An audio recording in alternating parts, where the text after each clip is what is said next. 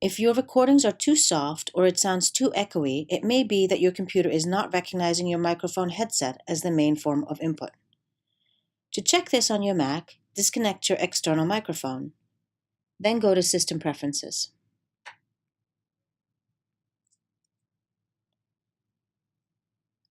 Select the sound icon and the Output tab.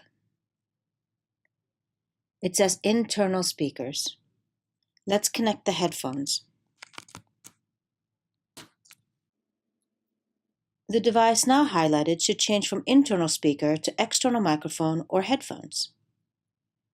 From there, we can also check the sound input volume by selecting the Input tab. You can use the slider to increase the input volume or decrease it. You should also see the meter moving up and down when you tap on the headset microphone. When you are back in the recording studio, just make sure to double-check that your adjustment makes sense.